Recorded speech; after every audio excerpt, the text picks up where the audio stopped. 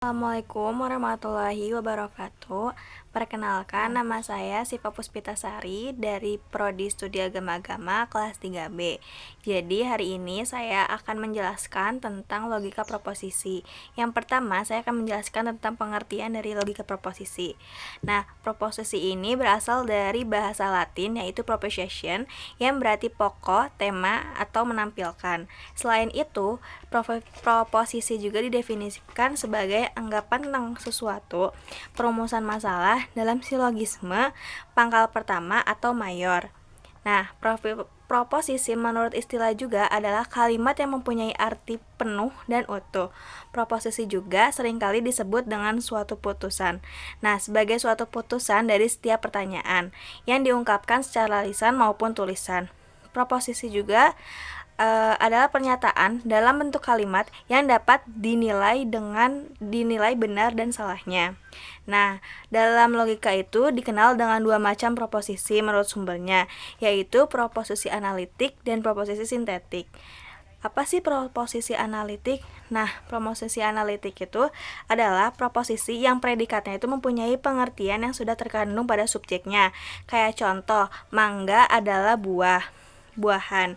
Nah, kalau misalkan proposisi sintetik itu proposisi yang predikatnya mempunyai pengertian yang bukan menjadi keharusan bagi sebuah subjeknya. Kayak contohnya, pepaya ini manis. Nah, yang kedua, ada macam-macam proposisi.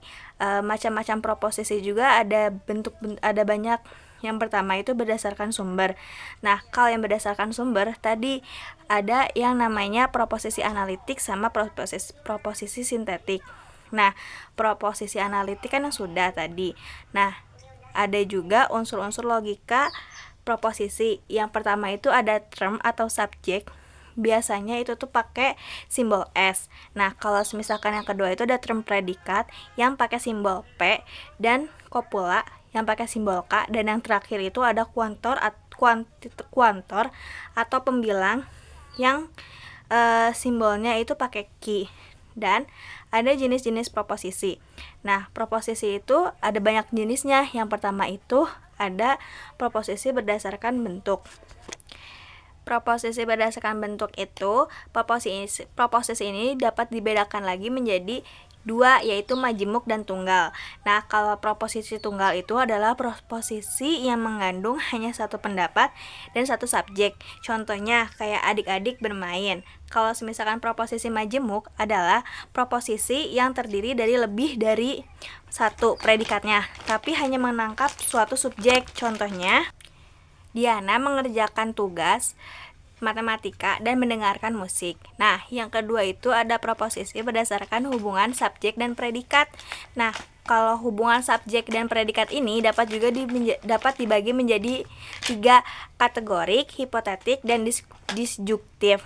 Nah, proposisi kategorik itu adalah proposisi yang predikatnya itu tidak tentu gitu, tidak perlu syarat apapun. Kayak contohnya, semua orang akan mati.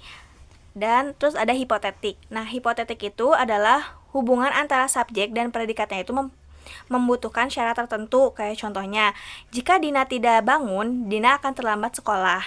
Nah, kalau misalkan disjuktif itu adalah keputusan yang predikatnya itu mempunyai pilihan di mana satu predikat saja yang benar.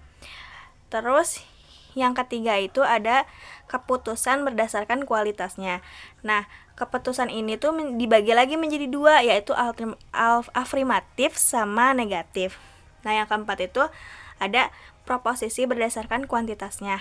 Nah, proposisi berdasarkan kuantitasnya juga ya dibagi menjadi 3, yaitu ada proposisi umum atau universal, proposisi khusus atau partikular, dan yang terakhir proposisi singularis.